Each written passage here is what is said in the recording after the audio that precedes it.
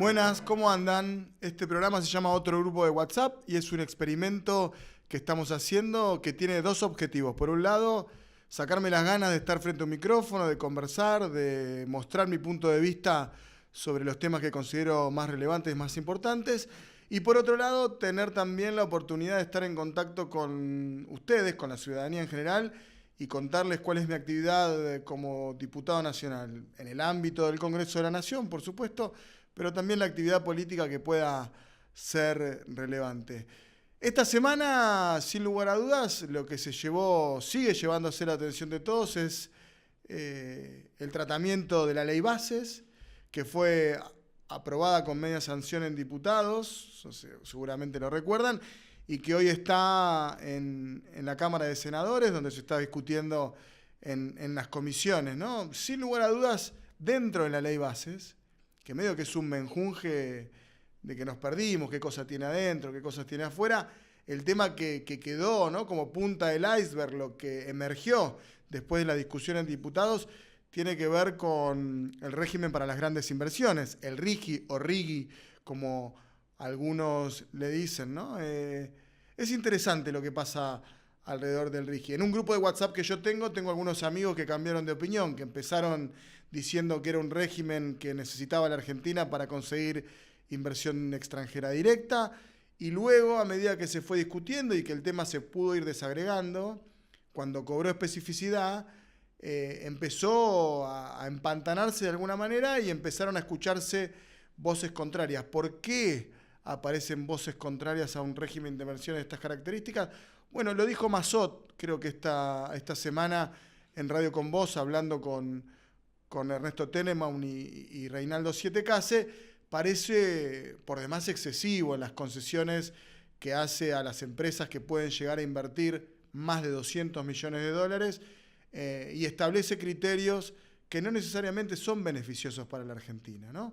Es decir, un periodo muy cortoplacista, de inversión directa, beneficios impositivos, cambiarios, aduaneros y estabilidad por más de 30 años, condicionamiento a las provincias para poder establecer otros criterios, otros impuestos básicamente a esas inversiones que se puedan instalar, que se trata de inversiones que son de sectores estratégicos, ¿no? Minería, se habla mucho del tema del cobre, el litio, inversiones también en oil and gas, en petróleo y gas, quizás en lo que tenga que ver con hidrógeno también para adelante. La realidad es que aquello que trajo alguna polémica en diputados, porque algunos diputados de Unión por la Patria votaron a favor del RIGI, hoy forma parte de la discusión central de la ley Bases, aunque algunos la quieran disfrazar, ¿no? También lo escuchaba el otro día a Nacho Torres hablando del tema de impuesto a las ganancias, ¿no?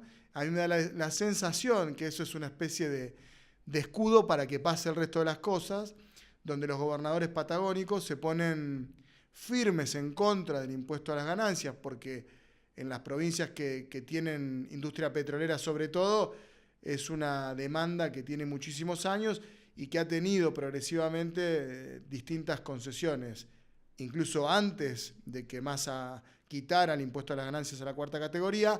Sobre todo los sindicatos de petroleros habían conseguido algunas exenciones, habían podido zafar de alguna manera del impuesto a las ganancias. El RIGI se presenta entonces como el tema más relevante, más importante de la discusión de la ley Bases. Cristina, que está hablando habitualmente, el otro día también hizo mención al tema, habló de neocolonialismo, ¿no?, de alguna manera, de extranjerización de nuestros recursos naturales, de saqueo, y hay algo de eso en este régimen que además, a mi juicio, tiene una trampa adicional que, tal como está redactado, permitiría a empresas que ya están radicadas en la Argentina, que ya hacen grandes inversiones, encontrar un firulete para entrar en este paquete de régimen de excepción, que es no pagar impuestos por muchos años, poder girar las divisas por muchos años, no tener restricciones aduaneras. No hay nada en el RIGI que haga que se encadenen localmente, por ejemplo, un sistema de proveedores, que haya compra local. Es un un régimen efectivamente de excepción, y dicen algunos que saben, como los amigos de Fundar, que hay otros modelos que parecen un poquito más equilibrados, como es el caso de Perú. Como siempre pasa, o como muchas veces pasa en la Argentina, y creo que en este momento particularmente somos un experimento, ¿no? Un experimento de un gobierno anarcocapitalista o liberal libertario, como dice Milei, pero lo cierto es que el RIGI da la sensación de que va a ser modificado en la Cámara de Senadores, y eso va también a hacer que el proyecto vuelva a diputados. También decía Mazzotto hoy, que me lo dijo en un pasillo el otro día del Congreso, y hizo alguna mención en la entrevista que tuvo en Radio Con Vos, que un poco los diputados que acompañaron en general y presentaron algunas diferencias y negociaron con el gobierno, se querían sacar un poco de encima el tema, que vaya diputados, que maduren los temas ahí, y que si tienen que volver, que vuelvan, ¿no? Es decir, que respeten los tiempos institucionales, que respeten los procedimientos y los procesos institucionales, y que de alguna manera ahí donde están además los representantes de las provincias, donde cada provincia tiene un poquito más de peso, se vuelva a discutir toda la ley bases y en particularmente el régimen para las grandes inversiones. Me da la sensación a mí, y es una opinión, que dentro de la ley bases el régimen de grandes inversiones va a tener modificaciones, y eso va a hacer que vuelva, y en el paquete fiscal, donde está incluido también de nuevo el impuesto a las ganancias, probablemente también allí haya algunas modificaciones. No sé si va a funcionar de esa manera o directamente va a haber senadores y senadoras que no lo van a aprobar, ¿no? Me imagino solamente a los de Chubut, a Linares, digo Chubut porque es mi provincia, les pido disculpas si ahora hago mucho localismo, pero se la van a tener que bancar. Es un programa hecho por un chubutense. Linares, por supuesto, va a votar con el bloque de Unión por la Patria en contra, y luego Andrea Cristina y Edith Terenzi, que eran de Juntos por el Cambio. Edith Terenzi radical, que le responde a Torres, y Andrea Cristina, que está más alineada con el sector del PRO, digamos, más puro, más macrista, con Ana Clara Romero, que es diputada y es un poco su madrina política. No sé exactamente qué posición van a tomar ahí. Si una más orientada a lo local, a lo territorial, como plantea Torres, o van a responder a la cuestión política. En impuesto a las ganancias, con seguridad, van a votar en contra. Esta semana también tuvo como novedad la reaparición de Alberto Fernández. Creo que está bien que hable Alberto. Me parece que faltaba su voz y la tiene que decir, y además está bien poner la cara, ¿no? Como para que se vaya balanceando, ¿no? la opinión política. En una entrevista que le hizo Iván Jagroski en su nuevo proyecto, que es este proyecto audiovisual de Cenital, el medio que él dirige y conduce, habló Alberto Fernández. No sé si dijo algo nuevo, ¿no? No, la verdad que no lo sé. Pero como primer nota de Cenital más, de C+, y como también como para poder estar presente en la discusión política, no me parece mal que Alberto hable. No me trajo nada nuevo, no vi que haya algo nuevo ahí, pero de alguna manera va atemperando, le va poniendo un poquito de cercanía, o mejor dicho, una voz sobre lo que se dice del gobierno que él condujo, el gobierno anterior, en un contexto donde la interna política del peronismo y del resto de los sectores políticos es hoy también un tema de agenda. Bueno, Cristina, decíamos recién, habló en el Patria, armó el Salón de las Mujeres, no recuerdo ahora el nombre con precisión, les pido muchísimas disculpas, pero bueno, hace algunos días hablábamos si era oportuno o no era oportuno que hable Cristina. Bueno, lo mismo que con Alberto, yo creo que es importante que hablen todos y que hablen todas. Es un momento para decir las cosas y para encontrar el tono, para encontrar los argumentos, para poder confrontar ideas, para poder confrontar en términos también performáticos, discursivos, y está bien, digo, ¿no? Es lo que sucede. Da la sensación de que Cristina, al aparecer 2 semanas seguidas, está teniendo un rol activísimo en la discusión pública, tratando de poner de alguna manera el parámetro y elevar el nivel de discusión.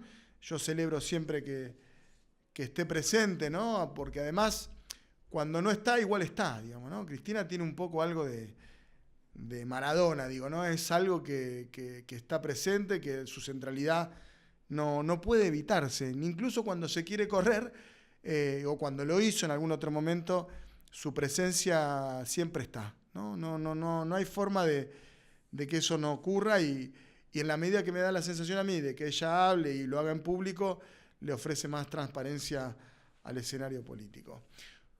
Ustedes pensarán qué es lo que hicimos en la Cámara de Diputados después de la ley bases. Bueno, les voy a contar un poquitito nada más de aquella actividad parlamentaria en la que me tocó participar. Se viene con todo lo que tiene que ver con los temas de seguridad y temas penales en la Cámara de Diputados. Me toca ser vicepresidente de la Comisión de Seguridad Interior. Eso me da alguna responsabilidad organizativa, pero el oficialismo, el gobierno de Milei y en cabeza de Patricia Bullrich, está en una avanzada, por lo menos de agenda en materia de seguridad. Hubo una comisión plenaria en la que se está abordando un proyecto de ley que mandó el Ejecutivo para ampliar una base de datos genéticos de personas que cometen delitos. Hay un poco de consenso, digamos, es un proyecto que parece va a tener consenso de todos los sectores, tanto del oficialismo como de la oposición, digamos, no hay más oposición que la nuestra, así que eso dice mucho. Probablemente todavía falte discutir y ajustar algunos detalles, pero hay un consenso político respecto de ese proyecto, no de los otros tres que mandó. Hay uno en particular que el oficialismo tiene mucho apuro por sacarlo, que es un proyecto que denominan antimafias, que desde nuestro sector no vemos que haya ahí ninguna política criminal real contra las empresas y organizaciones criminales, sino más bien una respuesta para que el Ministerio de Seguridad y las fuerzas de seguridad federales puedan tener algunas atribuciones excepcionales en un área geográfica determinada. Esa área geográfica determinada, lo que tiene en la cabeza Patricia Bullrich, es Rosario, y a nuestro juicio no es un proyecto que intente entender la dinámica de los mercados ilegales, de las empresas criminales, sino que va a intentar llevar adelante esto que les decía, mayor despliegue de las fuerzas de seguridad en áreas concretas, en Rosario, menos intervención de la justicia para algunas de las medidas, como detenciones o allanamientos, que pueden ser encadenados sin mayor intervención del Poder Judicial, y ese proyecto se va a ir acomodando un poquito. Me parece que el oficialismo va a tratar de empujarnos a aprobarlo pronto. Nosotros estamos en una lógica para poder mejorarlo porque nos interesa que la Argentina tenga una legislación en materia de persecución a las empresas criminales y a las mafias, pero que no se trata solamente de ir a cerrar los búnkers o de meter preso a los dealers, que es algo que efectivamente hay que hacer, sino de poder ir un poquito más allá, como han hecho otros países, y particularmente si hablamos del tema de mafia, pasa con los italianos, que han tenido o han sido vanguardia y a veces hasta son criticados por el nivel de severidad que tienen a la hora de combatir a esas organizaciones criminales. Nuestro desafío es no negarnos, por supuesto, a discutir este tipo de cosas, sino poder hacer los aportes que haya que hacer para que podamos ir de verdad contra las empresas criminales que hacen muchísima guita, que están vinculados al sector financiero, al sector de la construcción, al comercio internacional. Digo, hay cosas importantes para discutir y debatir ahí, pero el desafío de nuestro espacio político, de la oposición, es poder llevar un proyecto superador, y en las próximas semanas seguramente vamos a hablar del tema. En simultáneo ya instaló el gobierno que va a presentar un proyecto para bajar la edad de imputabilidad, otro de los temas taquilleros que está buscando Bullrich y que evidentemente tiene ella como prioridad, ¿no? Milei confía mucho en la capacidad que tiene Bullrich de poner los temas en agenda y de defenderlos públicamente. En el ámbito legislativo, donde la agenda parece ser muy amplia, ya van 4 proyectos, se sumaría 1 o 2 más, y también en los medios de comunicación, ¿no? Bullrich te ayuda con el rating y te instala muy bien los temas. Pero además de eso, ocurrió algo que a mi juicio es interesante, ¿no? Hace algunas semanas atrás, tuvimos una reunión plenaria de la Comisión de Relaciones Exteriores y Culto y la de Derechos Humanos.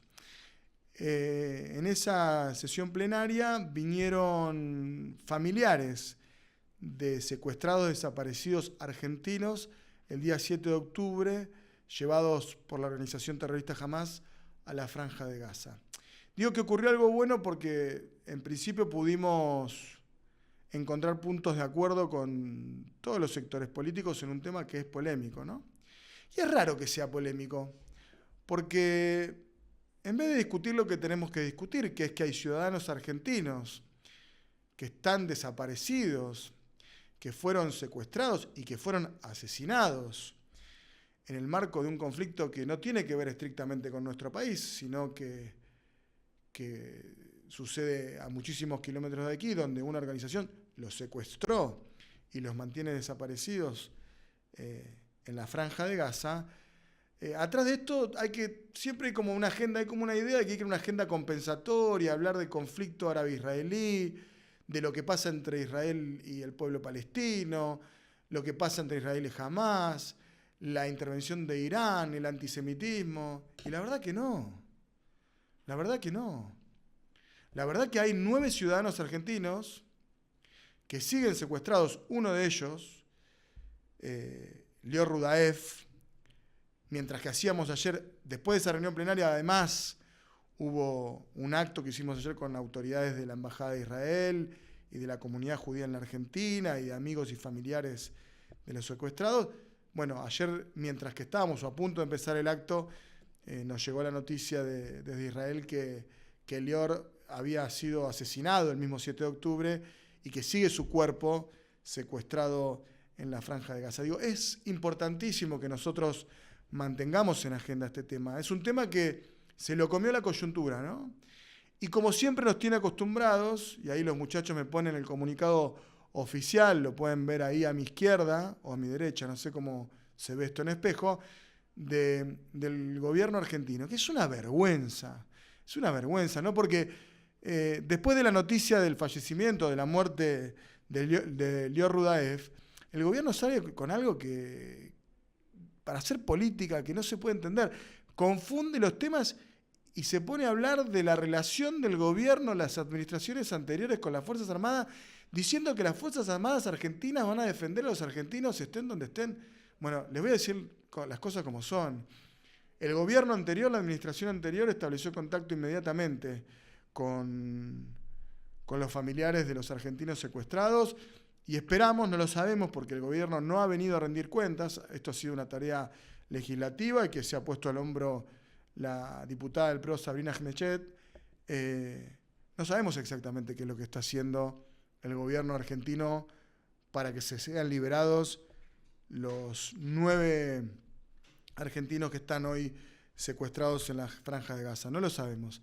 El gobierno sobreactúa, como nos tiene acostumbrados, emite un comunicado totalmente fuera de lugar y pierde de vista aquello que sí se logró en el ámbito legislativo, en la que me tocó estar al lado incluso de Martín Menem en una foto, donde todos los espacios políticos, incluso aquellos que tienen fuertes críticas para con la administración de Netanyahu en Israel, sabíamos que estábamos ahí para defender a nuestros compatriotas que fueron salvajemente secuestrados y, como decía también en aquel momento en la comisión, que están desaparecidos y que los argentinos sabemos muy bien de qué hablamos cuando hablamos de desapariciones forzosas y desaparecidos, ¿no? Como es el caso de nuestros compatriotas y otros 133 rehenes que siguen siendo víctimas de Hamás, ¿no? Pareciera que un camino para que baje la tensión, para que baje el nivel de agresión, es que aquellos que están secuestrados puedan regresar a sus casas. Algo de lo que pareciera ser puede pasar en las próximas horas si finalmente llegan a buen puerto algunas de las negociaciones entre Israel y Hamás, que tienen algunos intermediarios como Estados Unidos o el gobierno de Qatar. Bueno, volvemos para acá, volvemos a la Argentina. En un ratito va a estar con nosotros Pablo Ibáñez. Vamos a hablar del enigma de Milei, ¿no? En esa entrevista que citamos hace un rato de Iván Jagroski con Alberto Fernández, Iván le confiesa de alguna manera al expresidente Alberto Fernández que Milei le produce, así se dice, cierta fascinación. Bueno, Milei tuvo que dar una entrevista que le quedó algo incómoda esta semana con la BBC, en la que hizo bastante agua, no pudo responder a las preguntas de una de las pocas periodistas que tuvo la oportunidad de repreguntar. Y con Pablo vamos a tratar de entender este fenómeno. No solamente el fenómeno que lo llevó al gobierno, ¿no? Que es algo que seguimos tratando de entender, sino entender qué es lo que está haciendo Milei hoy desde el poder, ¿no? Como presidente. Y va a haber algunas definiciones, vamos a tratar de encontrar algunas definiciones de lo que significa el gobierno de Javier Milei para la Argentina. Bueno, ¿cómo hacemos entonces? ¿Arrancamos? Me cambió la cámara, me cambió la forma de empezar la entrevista, me cambió todo. Pásame el mate, Pablo. Te iba a cambiar el nombre del programa. ¿Tenés un nombre alternativo o no? No, pero...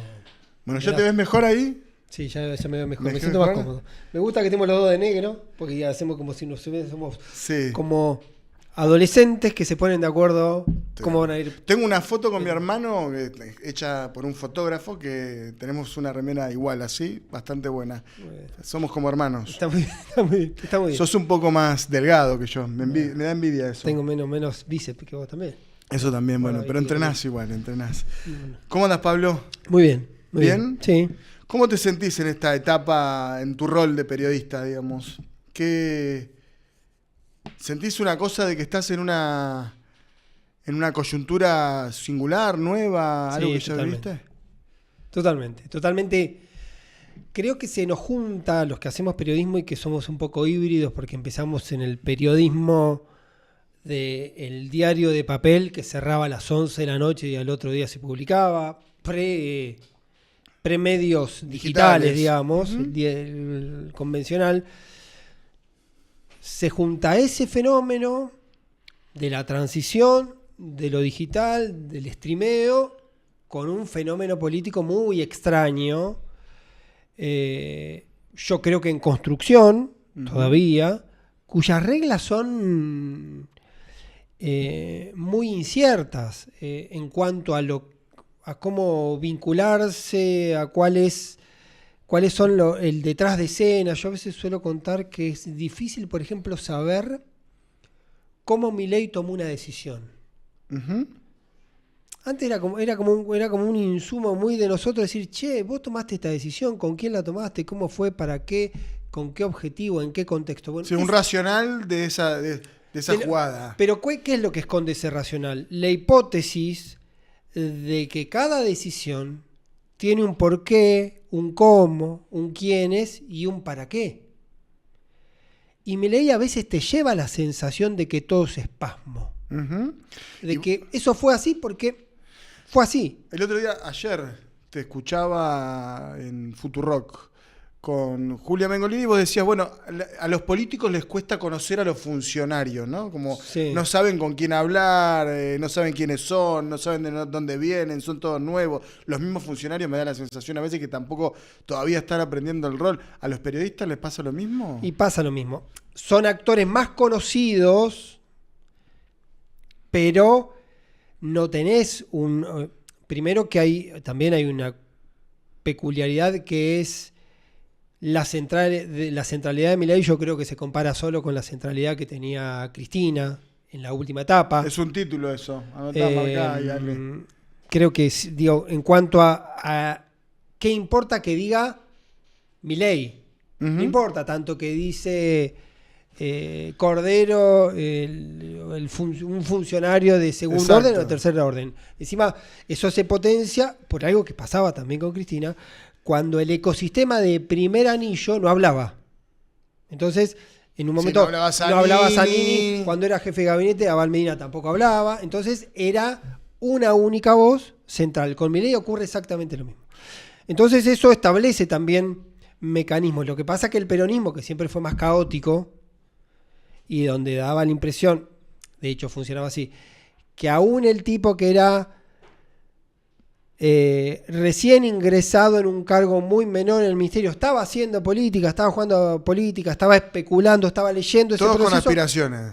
O todos estaban mirando el proceso, tratando de entender y explicando y militando. Hoy hay una etapa más rara. Yo, por ejemplo, a veces encuentro información en personajes del mundo de las redes.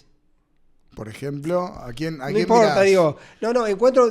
puedo sacar información de tipos que están en el ecosistema de las redes de Milei. Sí, el dispositivo de Twitter. Claro, más que de... un funcionario. Claro, que de Pose. Exacto. Bueno, a Pose no se le conoce la voz, por ejemplo. Habla con gente muy acotada, pero ocurre algo. Estoy como contando la trampa del sistema. Está bien eso, para eso estamos acá. No, porque es el periodismo muchas veces se construye con la primera voz, con la segunda voz, con la tercera voz, con el que sabe que estuvo con tal y dijo. Después vos tenés toda la tarea de construir, digamos, la veracidad o la verosimilitud o la certeza de ese hecho, de esa información.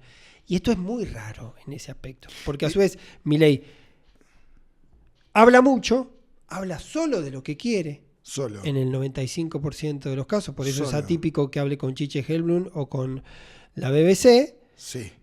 Las dos mejores notas. Claro, que lo sacan un poco de su... Y después tiene una característica que él tiene un par de canales a los cuales nutre de información. Pero en general nutre de información del momento.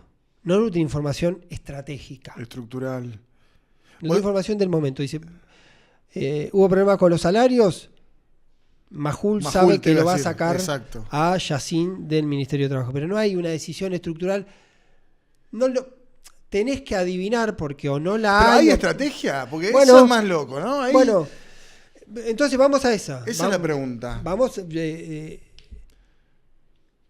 lo pregunto a vos también, digo. No. ¿Hay estrategia en la conducta que tiene el gobierno de Milei respecto a la relación con China? ¿O es toda una serie de dogmatismos, antojos, voluntades y errores? No, a mí me da la sensación de que esa alquimia todavía no está definida, es decir, le estamos poniendo un poquito de cada cosa, ¿no? A ver, si fuera puro dogmatismo, hay muchas de las medidas que toma el gobierno que no tienen que ver con lo ideológico, digamos, ¿no? Digo, sí. Impuestos, por decirte una cosa. Bueno, pero ahí está jugando a otro plano.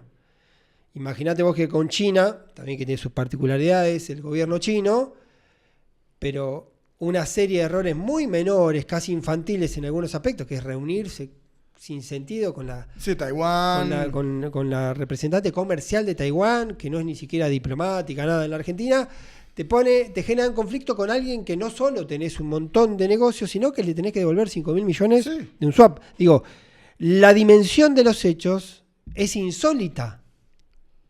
Bueno, vos algo decías, no sé si lo dijimos al aire o no, respecto de la priorización de los temas, de la jerarquización de las cosas, de qué es más importante, qué es menos importante.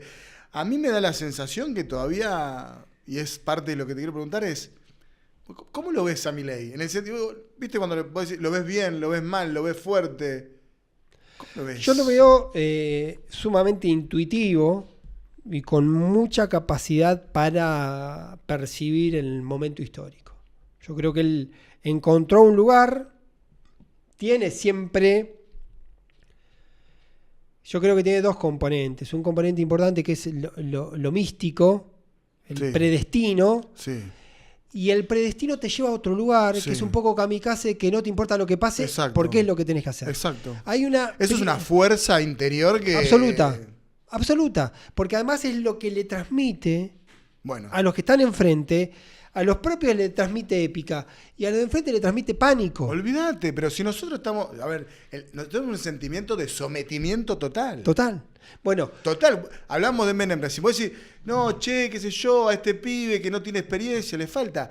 Ahora, el loco es implacable. Claro. O sea, la conducción de la Cámara de Diputados, para nosotros, nos desayunamos con las cosas. Claro, bueno. Vamos, llegás a una comisión, te la ponen acá, te la ponen allá. Preguntale a Sago, preguntale a la comisión de DNU, preguntale a los que le sacaron los despachos y los autos como una especie de sanción interna. Digo, hay un montón de cuestiones de ese tipo.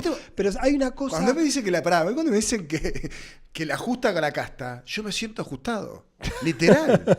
De verdad te digo, porque, claro. O sea, primero que te sacan los amenities propios de cosas, bueno, está bien, hay algo simbólico ahí. Te planchan los sueldos. Hoy nos fueron a buscar al aeropuerto, 4 diputados en un auto nos subieron. Claro. ¿Entendés? 4 diputados en un auto. Si traemos la valija no entrábamos. Claro. ¿Entendés? Bueno, la reunión que tiene Milei en la Quinta de Olivos con Alberto, aquella reunión que parecía que no iba a ser y que termina siendo... Hay 4 personas en esa reunión. Alberto Fernández, Olmos, Pose, que se la pasó anotando, ni habló, y Milei. Y en un momento, ya avanzada la reunión, Olmos, más Olmos que Alberto, le empieza a decir, pero escuchame, las cosas que vos querés hacer requieren, ¿viste? Política. No, requieren, ¿viste? Vos para hacer eso está bien lo que vos querés hacer, pero eso es un quilombo, tenés que hacer esto. Y en un momento Milei ya medio como pasado de, no me explique las cosas, dice, si yo tomo las decisiones y eso implica que salgo a la calle y me cagan a piedrazo, lo voy a hacer porque es lo que tengo que hacer. Exacto. Entonces, eso es una potencia desde el punto de vista político fenomenal. Insisto, la épica para los propios y el pánico para los de enfrente, porque vos estás enfrentándote a un kamikaze que no le importa la muerte. Exacto. Entonces, o sea, ¿cómo te sientas a negociar? Un tipo, no sé, imagínate un tipo de la CGT que está acostumbrado y dice, che, le avisamos con 1 mes y medio de anticipación que vamos a hacer un paro. Y no viene. No llama. Exacto, no levanta el teléfono, no llama. Es así. Bueno, sí. Yo, o lo que uno ve en este proceso, porque también en el mismo sentido uno advierte que ha ido haciendo concesiones, muchas concesiones, ¿sí? Sí. Estructurales, numéricas, de porcentajes, la ley era una, terminó siendo otra, sí. Las decisiones, los vínculos. Sí, negoció. Sí. Es falso que no negoció. Negoció. Ahora, sigue negociando en sus términos y ahora logra algo que para mí es políticamente magistral, para entenderlo, digo, porque me parece que el gran tema es entender el fenómeno Milei. Uh-huh. Es que termina consiguiendo acuerdos y votos a partir de promesas futuras. Terrenos en la luna. Está vendiendo buzones que todavía no construyó en ese punto. Yo lo repito porque me parece que es... Para poner una dimensión, porque es lo que ocurre con Misiones. Sí. Con Misiones va Lule Menem con Francos a reunirse con Rovira, que no es el gobernador. Está bien, que, digamos, pero convengamos que es un sistema que funciona así. No, pero ¿sabes por qué lo digo Rovira? Porque es la casta, porque es un tipo que hace 20 años controla Misiones. Digo, en ese sentido, van a negociar con Rovira, que es el emblema, no lo digo negativamente, lo digo como un tipo de la negociación política. El tipo logró sostenerse por encima de las instituciones. De la negociación. Es el emblema de la negociación. Es el jefe de la provincia. Sí. Y arreglan con él... Obra pública. Obra pública futura y cierta autonomía política también futura. Entonces es una situación de que está negociando en sus términos de alguna manera. El otro día, en la entrevista que le hace Iván a Alberto... En un momento Iván, con ingenuidad, naturalmente, le dice, yo tengo fascinación por Milei. Alberto ¿cómo fascinación? Yo le tengo miedo, no sé qué dice, algo así. ¿Vos tenés fascinación por Milei? ¿Te parece un personaje fascinante? A mí me parece un personaje muy atractivo para interpretarlo, decodificarlo, entenderlo, saber por qué existe un Milei y hacia dónde o cómo deriva un Milei. No sé si la palabra es fascinación. No, la fascinación tiene algo de que te deja medio quieto. Como los que nos gusta la política, nos gustan los personajes muchas veces indistintamente de su orientación ideológica, de su orientación o de su propia historia o del lugar. Uno puede hablar con tipos con los que no coincide en absoluto y tener una conversación desde ese lugar, porque hay cierto ejercicio. Yo por ahí, porque tengo todavía ciertos protocolos un poco decimonónicos en eso, de que quiero escuchar a ver qué piensa el otro y cómo piensa y entenderlo por más que no coincida. Y en general también trato de no convencerlo, digo, porque no es mi tarea convencer. Digo, yo si estoy hablando con tiempo quiero saber qué piensa él. Sí, no. más en un rol de la política eso en todo caso, ¿no? Yo tengo que escucharlo y preguntarle, interrogarle todo lo que puedo, pero no tengo que gastar ni un minuto en tratar de decirle vos estás equivocado en eso. Te pueden preguntar si vos estás seguro de eso, pero... Vos decís ahora tenemos que entender a Milei, o lo estamos entendiendo. Digamos que desde el rol periodístico vos planteás una cosa que es interesante, es decir, subjetivamente estamos en una transición tecnológica, de formas y demás, de la profesión periodística, pero al mismo tiempo también hay una lógica más de cambio de época en donde Milei es un emergente, ¿no? ¿Vos crees que el sistema político, por decirlo, lo está entendiendo a Milei? Porque una cosa es cuando, digamos, desde el periodismo vos tenés una mirada un poquito más retirada, es decir, si bien no es objetiva, tenés una distancia analítica. El que hace política, ¿lo está entendiendo Milei? ¿Lo entienden los radicales? Yo creo que hay una tentación de creer que Milei en un momento se va a dar cuenta de que la vida funciona de otra manera, como dicen, digamos, el ecosistema de la política. Bueno, eso es Pichetto, Monzó, son los tipos que representan eso. Le explican, ¿no? Es Pichetto diciéndole a Menem, usted va a entender, ¿no? Yo creo que eso no va a ocurrir, digamos. Bueno. Creo que eso no va a ocurrir, un poco por la personalidad de Milei y un poco por su configuración. Quizá en algún momento yo creo que hay una pequeña trampa. Y también la construcción del mismo de Milei es muy interesante desde ese lugar. Hay una pequeña trampa, que el sujeto de la épica y del misticismo y la idea de tengo que hacer lo que hago, hay una determinación por lo divina, que sea, y no me importa el día después, también te pone la situación de que en un Milei, de que este Milei, por lo menos en el imaginario, no le importa la suya. En el sentido, no es alguien que está haciendo concesiones para preservarse, para continuar, para ser parte del sistema. Eso es cierto. Y eso le da un beneficio de que él no tiene por qué conceder a las reglas convencionales de la política, porque él no quiere seguir formando parte de esa. Es más... La de los perros, de irse al campo con los perros el otro día, te descoloca. Pero digo, real o no, porque además yo creo que él también es inteligente en eso, digamos, en la conversación hacia ese proceso. Real o no, el tipo sienta esa idea también en el otro de que no está buscando eternizarse. Sí por momentos. No desde la política, ¿no? Por ahí desde lo trascendental un poco más. Bueno, lo que pasa que ahí sí, a eso voy. Cuando él planifica una idea de cambio de época que va a llevar 30 años, 40 años, la tentación es decir, va a llegar el año 7 y va a decir, muchacho, esto es el garante que esto continúa, soy yo. Y te convertís en un Fidel Castro a la Argentina, en el sentido de la continuidad, que sos el garante de la expresión y la única variable de garantía de que eso continúe. Eso es lo que me gustó a mí en la entrevista que vos tuviste presente el otro día de invitado especial en El Fin de la Metáfora, del cual soy oyente histórico. Sí. Mando mensajitos, todo, paneleo, hago de todo. A mí eso es lo que me gustó de la entrevista con Martín Menem. Porque el tipo sale bien de la chicana de Iván, donde le plantea, che, pero no hablas de política de ahora, y el presidente dice que puede llegar a ser reelecto y lo demás. Y el tipo dice, nosotros venimos por un cambio cultural. Y Milei es nuestro faro. Sí, claro. Milei es ese horizonte. Entonces, él nos va a ir llevando, nos va a ir guiando. Todo esto, además, en un contexto donde ¿no? Estamos en Pesaj, estaba terminando la Pascua judía, Moisés. Él se ve así.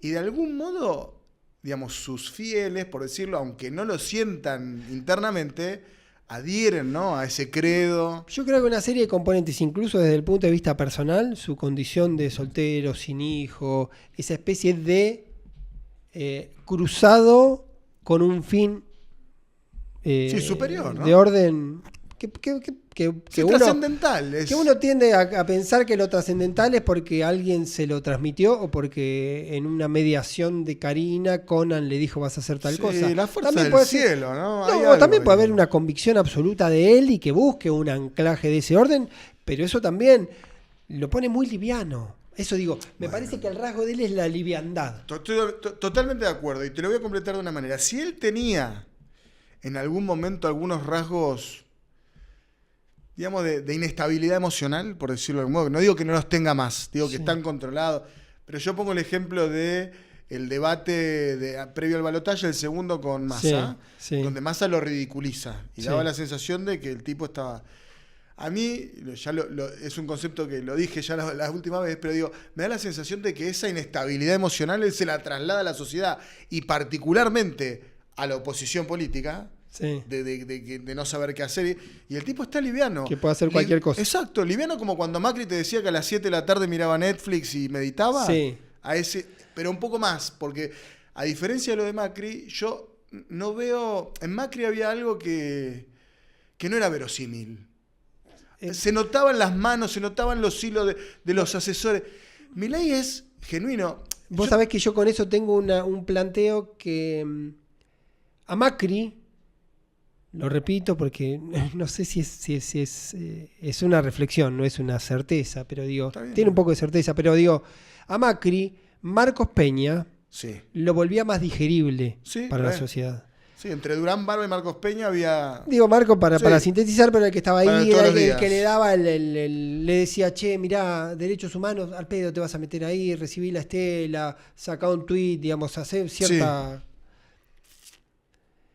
Con Milei, eso lo podría hacer teóricamente por la influencia que tiene sobre la figura Santiago Caputo, y por alguna razón no lo hace. Yo a veces dejo como la variable de que no puede hacerlo, porque Milei puede ser indomable, hipotéticamente. Porque también Santiago Caputo es un tipo que le aporta ciertas cuestiones, tiene ciertas dosis de pragmatismo, de hecho aparece en algunas negociaciones justamente hacer eso.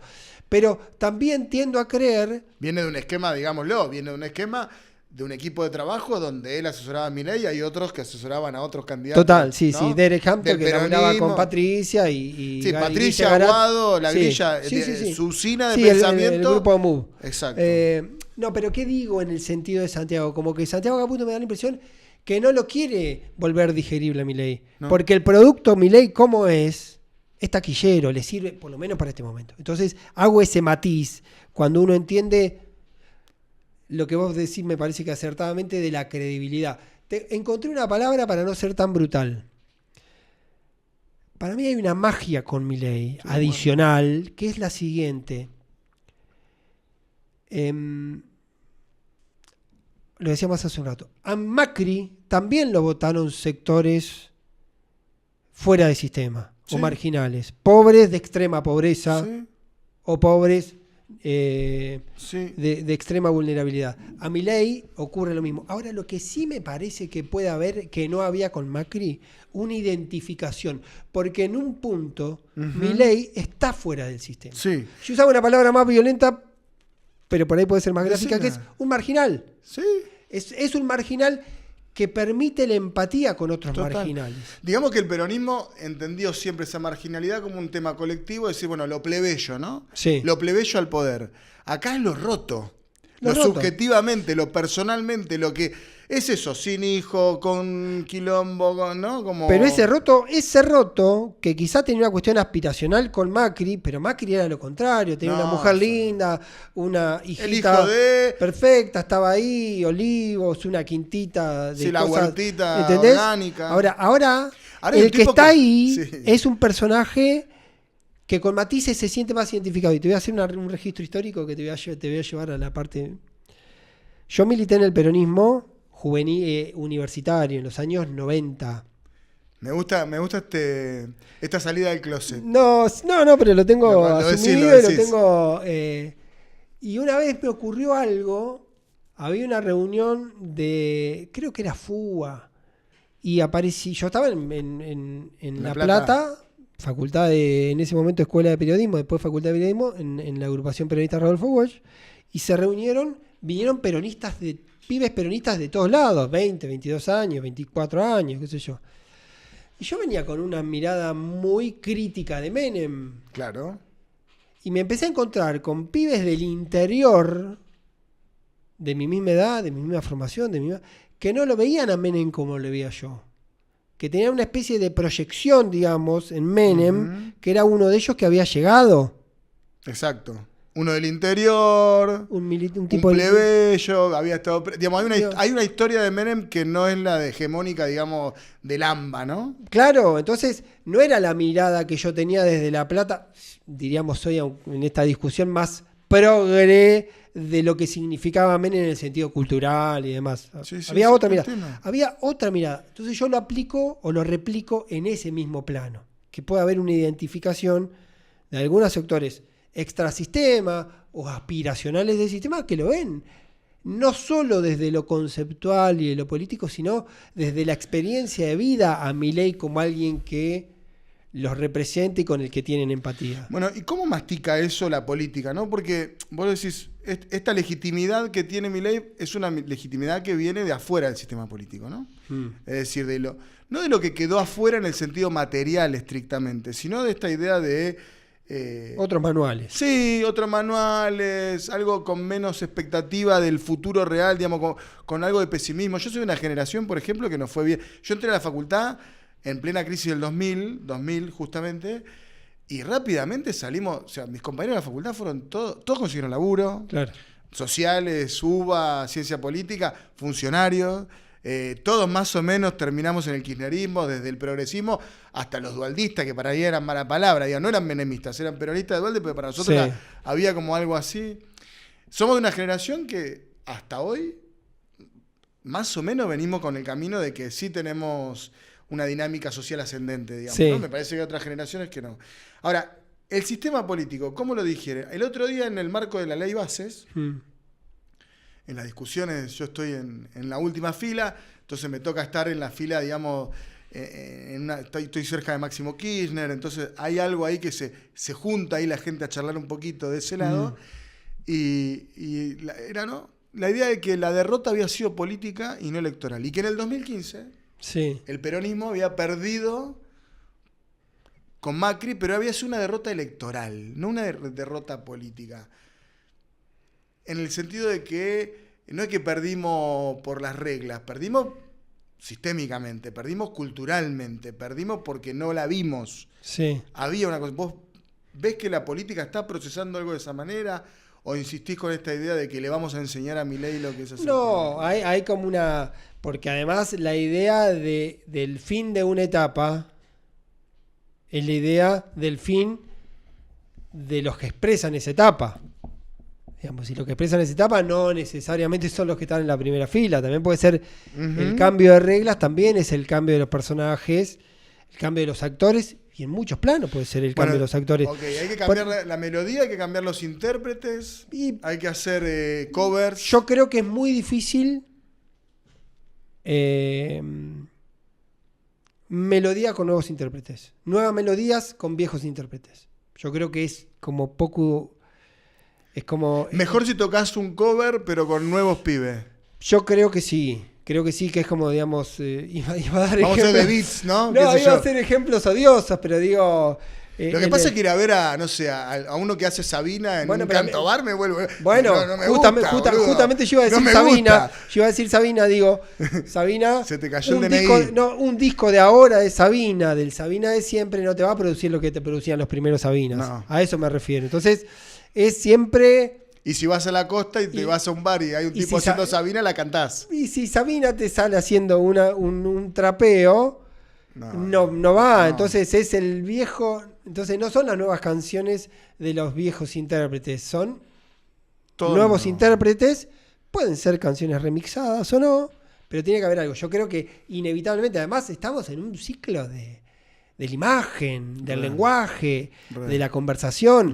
Cuando habla de nuevo intérprete también tiene que ser, uno imagina, en todos los planos, dirigentes que hablan distinto, que exponen distinto, que dicen distintas cosas de distinta manera. Estoy totalmente de acuerdo porque además creo que la sobreargumentación no sirve y además te cometés la tentación de defender lo que hiciste.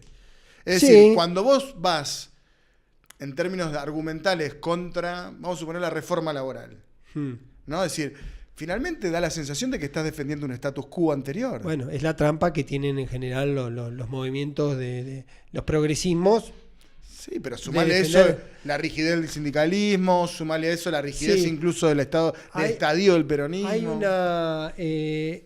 un escritor argentino que tiene un libro que se llama Capitalismo 4.0, Alejandro Galeano.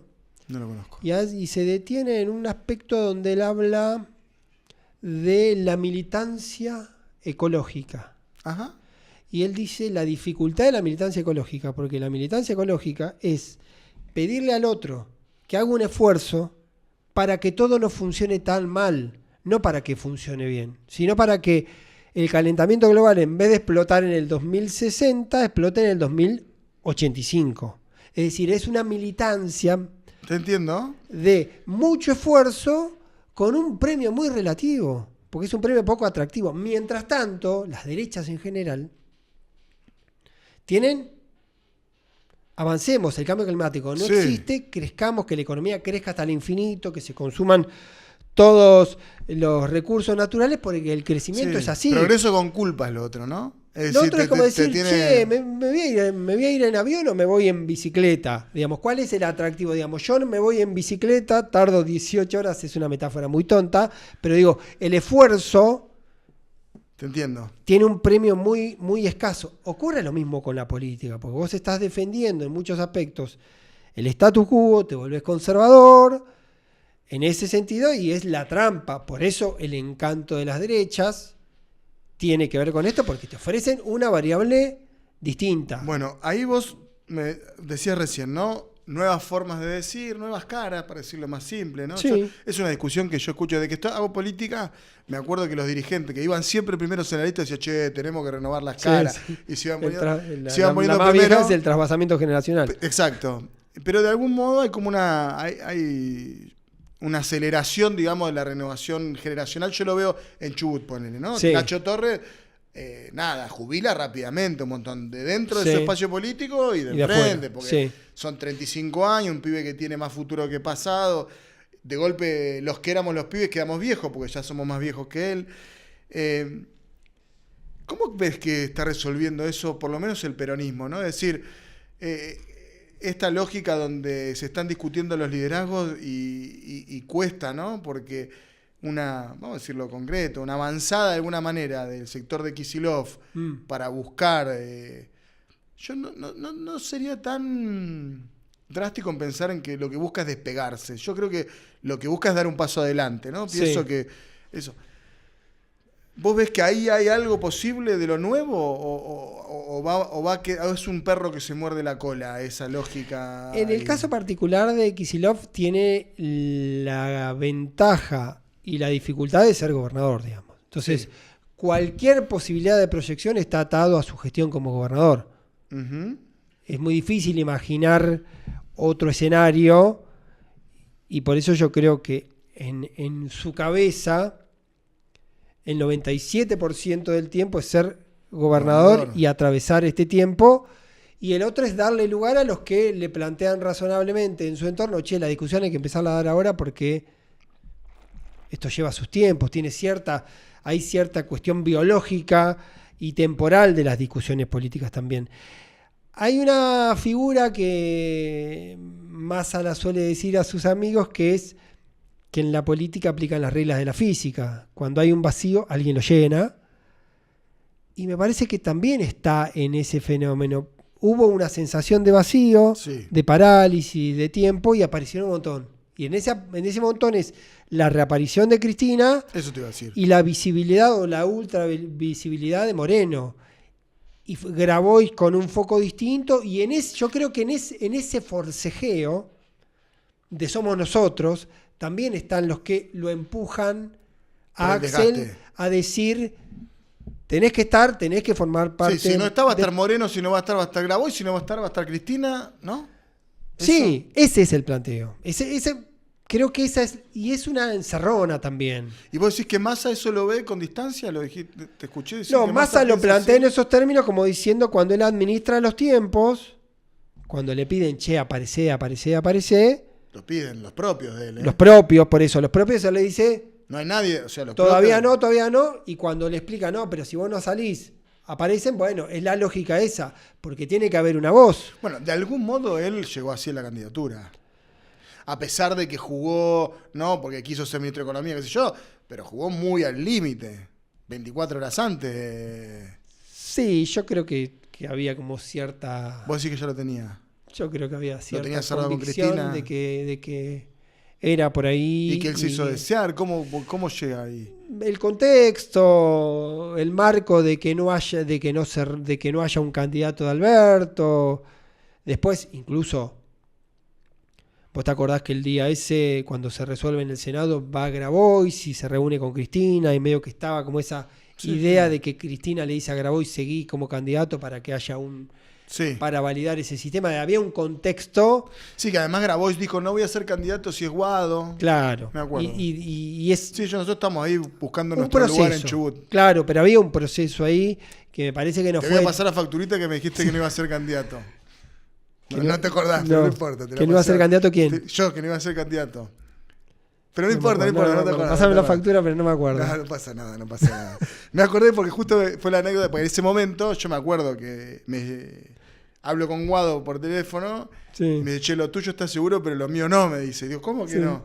Y nada, porque en ese momento yo discutía con Arcioni la candidatura en Chubut, que era bastante difícil. Claro, porque estaba la negociación también de Sergio arriba. Exacto. Y era el pedido de Arcioni, aunque Arcioni estaba bastante prendido fuego. Pero volvamos al tema de esto que vemos nosotros en el peronismo. ¿Pasa también en otros espacios políticos? Es decir, o ya está, el PRO va con Macri, tiene Macri de líder, se fusiona ahí, digamos, con el gobierno de Milei. El espacio ese del medio que no se... Para mí la única explicación de Macri, presidente del PRO, es que es la única figura que puede doblar para la derecha o doblar para la izquierda. Es decir, doblar para un acuerdo doméstico, casi matrimonial con La Libertad Avanza, o doblar para un formato de conflicto, o de tensión, o de alejamiento. Es el único que puede preservar a su criatura. Digamos, nadie lo podría hacer en su nombre. Más cuando Patricia se entregó rápidamente. Y además porque con el PRO ocurre algo que cuando vos te pones a mirar qué quedó del PRO, en el sentido real, más allá de que vos digas, bueno, quedaron 3 gobernadores, porque está Frigerio, porque está Nacho. No veo ninguno que quiera ser empleado de Macri. Por eso mismo digo, entonces tiene que ser él. De hecho, tiene que reconciliarse con Santilli o emitir una especie de bula de perdón a Santilli, porque no tiene nadie para jugar en la provincia de Buenos Aires. Entonces eso demuestra la fragilidad y el deterioro. O sea, vos decís, Macri, presidente del PRO, tiene la posibilidad de por lo menos mantener esa mínima botonera que es ese espacio político. Sí, y para decir, me siento con Milei a negociar en inferioridad de condiciones, a pedirle 2 cositas y formar parte de la épica, cierto, más o menos llega más o menos bien, y si tengo que confrontar, poder salir a decir, esto estaba mal, yo le decía a Javier... Entiendo. Iba a chocar porque esto no era, que más o menos lo que dice en privado, lo que dice con el hijo, lo que dice con otro, digamos. Ninguno podía sostener esa franquicia, y digamos. con el radicalismo ocurre algo parecido, digamos. Hay como un multiverso del radicalismo que tenés 3 tribus que funcionan disputándose entre ellos. No, digo, lo simplifico un poco en diputado, que es de Loredo, Manes y el lustoísmo, que tenés, viste, esa convivencia. Sí, nosotros llegamos a la votación con alguna expectativa de que Manes votara con nosotros. Sí. Y no ocurrió, digamos. Y no ocurrió.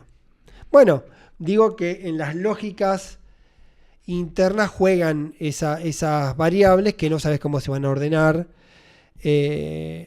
También es cierto que el radicalismo por ahí es un poco... desmesurado que lo diga yo, pero el radicalismo tiene, viste, como esa cosa muy endogámica de pensar siempre hacia sí mismo y después explicar el mundo a partir de sus principios. De hecho, había una discusión de Loredo, Cacase, Negri por el tema de la AGN que tenía un poco esa lógica. Entonces, hay una cuestión ahí de ese orden. Y lo que queda, porque lo que se rompió, que está absolutamente roto, es Juntos por el Cambio, ¿no? Es decir, eso es lo que está roto y las partes se vuelven a juntar en sí mismas. El PRO por un lado, el radicalismo por el otro, y ese espacio que sigue siendo una especie de agujero negro, que es lo que hoy simboliza Pichetto, pero que ya existía. El otro día también lo decía Pedro Rosenblatt en en Radio Con Vos, Sí. cuando lo entrevistaron ahí, que hablaba. Esto ya existió con Massa, con Urtubey, con Schiaretti, ¿no? Sí. Que ahora podría decir Pichetto, Sí. Yarlora. Con la Baña en su momento. Exacto. Tenés esa lógica. Es un espacio que a veces parece ser el de la corrección del sector del poder clásico, convencional, no kirchnerista, que dice nos gustaría un país gobernado por un Pichetto. Exacto. Sí, Que después un país más gris, ¿no? Sí, no, pero que además tiene una dificultad porque es imaginar un escenario que no logran romper las antinomias, las polarizaciones, las miradas del mundo. Y siempre queda eso sobre el final. Porque alguien puede ver fantásticamente a Pichetto o a Monzó y después el votante dice, che, entre Karina Milei y Guado. En el 2025 tengo Karina Milei, tengo Guado y tengo a Monzó. Y en algún punto termina siendo más funcional, digamos, la opción polarizadora. Por más que objetivamente te pueda parecer fantástico, digamos, Emilio Monzó o Pichetto. Sí. Entonces, esa dificultad... hay algo, ¿no? Que se yo igual creo que cumplen un rol.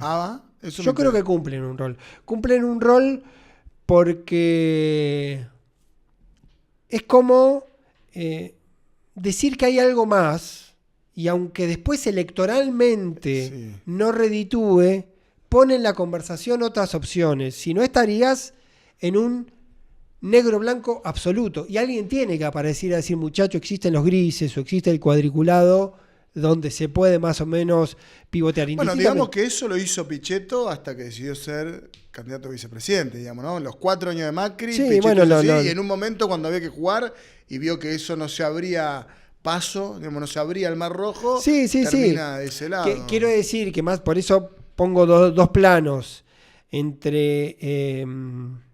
Te lo voy a llevar a algo muy presente. Si no hubiese estado Pichetto, sí, hubiese aceptado, otro actor hubiese llevado la reforma, hubiese cambiado la reforma laboral que proponía el radicalismo. Digo, si no hubiese estado ese... No, por eso digo, no hubiese habido ley bases. Por eso digo... Pero a mí me parece que siempre parece como garante de la gobernabilidad. Y se para en ese lugar. No, bueno, pero eso también es como una especie de auto... Sí, es su relato. Es su relato, le da lugar. Y sí, lo que quiero decir es que hay como un plano. Estamos como dándole una centralidad a Pichetto desde ese lugar. Yo lo que quiero decir que más allá de lo electoral, ese lugar cumple un rol y me parece que es un rol importante. Entiendo. ¿Sí? Después, mide 4, 8, 12 o nada, o termina candidato a vicepresidente de Macri, es otra cosa. Digo que en el mientras tanto ocurre un rol porque es como Uruguay, es como un estado tapón. Sí, está bien, pero me da la sensación de que siempre es más para el lado del presidente que para el lado para el otro lado. Sí, ¿no? porque también ahí sí puede ser Massa, cuando estaban un poco en ese lugar, terminó cerrando más del lado de terminó opositor a Macri y él terminó más oficialista. Bueno, yo ahora lo decía, cuando vos estás negociando la ley base con los gobernadores, vos sos un gobernador de una provincia que tenés un senador, 2 senadores, las propuestas son, por eso parece más probable la tentación, que el gobierno te diga, te voy a dar obra, no me voy a meter en tu provincia, tenés esto, y el otro dice, no, resistí. Venía a la trinchera con nosotros. Vos sos un tipo que tiene poder territorial y querés formar parte del ecosistema. La tentación es esta, es el camino más fácil, por más que después te formes parte de lo que permitió una ley que puede ser terrible, ¿o no? Pero digo, lo pienso desde ahí, en el mismo lugar, digo que siempre los medios terminan siendo funcionales a los oficialismos. Sí, comparto.